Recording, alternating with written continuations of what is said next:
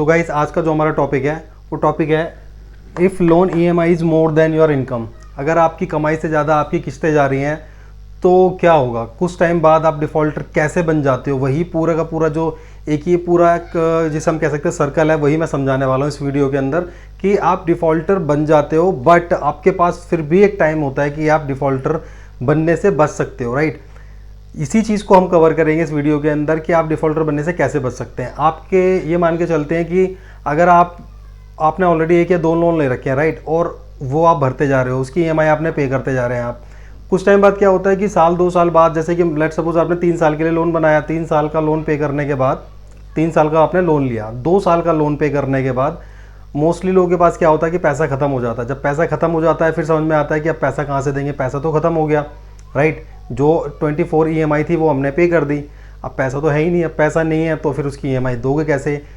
जब पैसा नहीं बचता तो आप दूसरा लोन लेने की तैयारी करते हो कि चलो ठीक है दूसरा लोन ले लेते हैं, क्योंकि तब तक आपका सिविल स्कोर वगैरह सब कुछ ठीक होता है, जो रीपेमेंट आपने की होती है लोन्स की वो बिल्कुल ठीक होती है, तो इसलिए आप उससे बच जाते हो।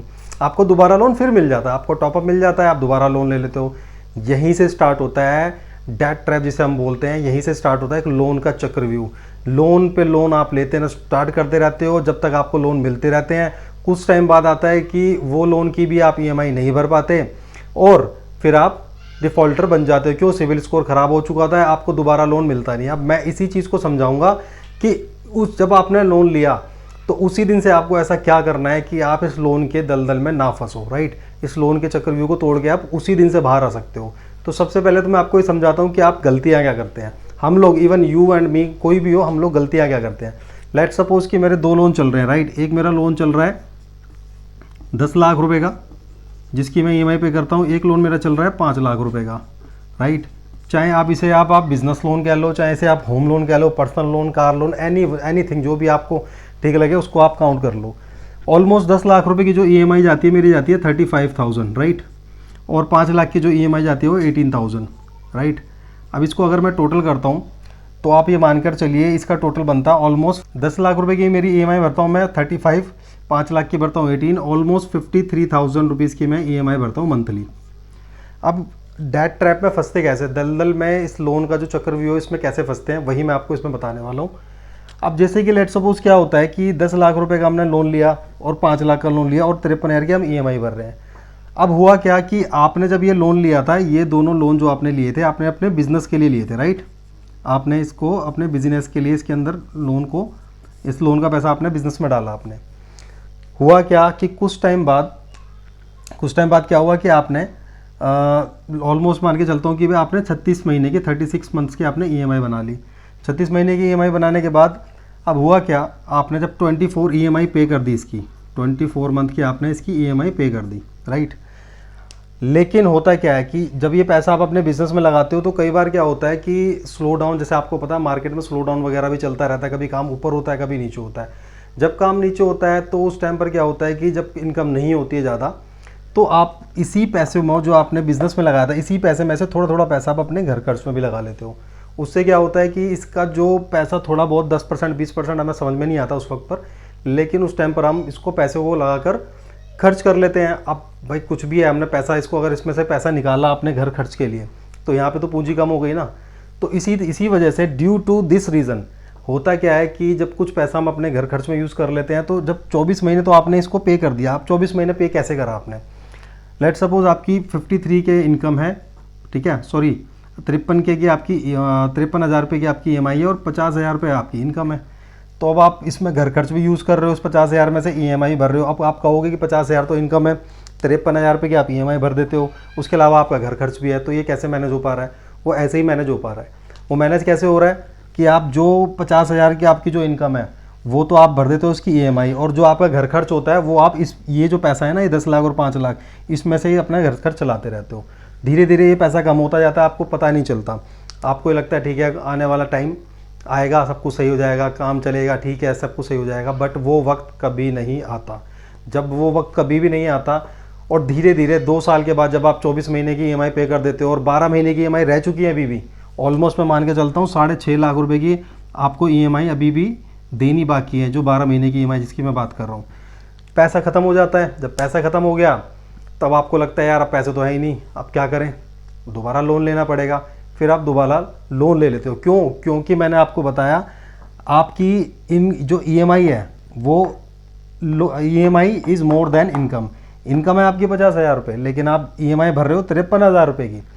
उसके अलावा जो आपका घर खर्चा, वो जो आपने बिजनेस लोन लिया था अपने बिजनेस में लगाने के लिए, उसमें से आप अपना घर खर्च चला रहे हो। क्योंकि आप ये भी कह लो कि आपका सॉरी, आप ये भी कह सकते हो कि स्लो डाउन आया मार्केट में, कुछ भी आया, उसके बाद आपने इसमें से पैसा यूज़ करना शुरू कर दिया, और जब पैसा 2 साल बाद आपने ईएमआई के लिए पैसा नहीं बचता तो आप दोबारा लोन ले लेते हो। इसी को ही डेट ट्रैप कहा जाता है, इसी को ही कहा जाता है लोन का चक्रव्यूह। और मैं हूँ या आप हो या ऑलमोस्ट 99% लोगों के साथ होता ही यही है। 99% लोगों के साथ यही होता है, वो इसी तरीके से लोन के चक्रव्यूह के अंदर फंसते जाते हैं। पहले आपने 2 साल की ईएमआई पे कर दी, अब आपने लोन ले लिया, अब आप दोबारा, आप जब आप इसको टॉपअप कराओगे 15 लाख का दोबारा लोन लोगे तो उसमें से 6.5 लाख रुपए तो पहले माइनस हो जाएंगे। ऑलमोस्ट आपके हाथ में जो अगर पैसा आएगा वो आएगा 7-8 लाख रुपए, 8 लाख 8.5 लाख रुपए प्रोसेसिंग फीस वगैरह सब कुछ काटने के बाद। अब यार एक बात बताओ, पैसा आपको मिला 8 लाख रुपए, 8.5 लाख रुपए, और भरना कितना है आपको दोबारा वंस अगेन 15 लाख रुपए। अब होगा क्या? वो 8 लाख रुपए आप यूज़ करोगे कब तक? 1 साल तक। 1 साल के अंदर आपके पास दोबारा वही पोजीशन आप अगर खड़े हो जाओगे, जो आपकी 24 महीने आपने ईएमआई भरी थी, जो पोजीशन तब आई थी वो इस बार 12 ईएमआई के बाद ही आ जाएगी। क्यों? क्योंकि सेम आप ईएमआई भर रहे हो 53 के, 50,000 रुपये इनकम है, 8 लाख रुपए आपके पास आया था, 1 साल में ख़त्म हो गया खा पी के बराबर। 2 साल बाद आप 2 साल का बैलेंस फिर खड़ा हो गया आपके ऊपर, और अब क्या हुआ? आप फिर दोबारा डिफ़ॉल्टर बनने वाले हो। अब आप दोबारा लोन लोगे, फिर वही 4-5-6 महीने बाद आपकी कहानी फिनिश। जस्ट बिकॉज ऑफ कि आपने मैनेजमेंट को नहीं सीखा कि पैसे को किस तरीके से मैनेज करना है। यही प्रॉब्लम होती है मोस्टली लोगों के साथ। कमेंट करके बताना कि यही प्रॉब्लम होती है या नहीं होती है, और कौन कौन इस पोजीशन पर आ चुका है या इस पोजीशन से निकल चुका है, या उसको लगता है कि मैं इस पोजीशन पे आ जाऊंगा। तो कमेंट करके ज़रूर बताना, सो दैट कि मुझे भी पता लग जाएगा कि क्या मैं बिल्कुल सही ट्रैक पर हूँ या नहीं हूँ। क्योंकि मोस्टली यही होता है लोगों के साथ, इसी तरीके से लोग डेट ट्रैप के अंदर फंसते हैं, लोन के जाल में फंस जाते हैं, और फिर वो डिफ़ॉल्टर बन जाते हैं।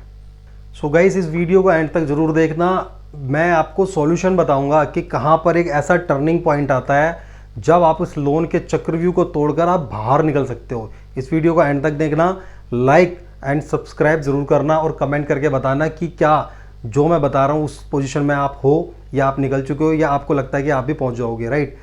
सो सेम प्रॉब्लम मैंने आपको बता दिया, पूरा डेट ट्रैप इसी तरीके से चलता है, पूरा जो लोन का चक्रव्यूह यही चलता है। अब यहाँ पर हम एक सबसे बड़ी गलती करते हैं। हमारे पास एक ऐसा पॉइंट आता है लाइफ के अंदर, जब आप ये यहाँ पर पहुँच जाओगे ना, लेट सपोज आप इस पोजीशन पर खड़े हो, जब आपने दोबारा लोन लिया, बस जो आपने दोबारा लोन लिया ये वाला और ये वाला, इसके बीच में जो ये पॉइंट है ना, ये एक ऐसा पॉइंट है, यहीं से आपको अपनी लाइफ चेंज करनी होती है। यहीं से जो एक पॉइंट डिसीजन लेना होता है, 1 या 2 या 4 डिसीजन, मतलब छोटे छोटे डिसीजन लेने होते हैं, जिससे आप लोन के चक्रव्यूह को तोड़कर आप बाहर निकल जाते हो। राइट?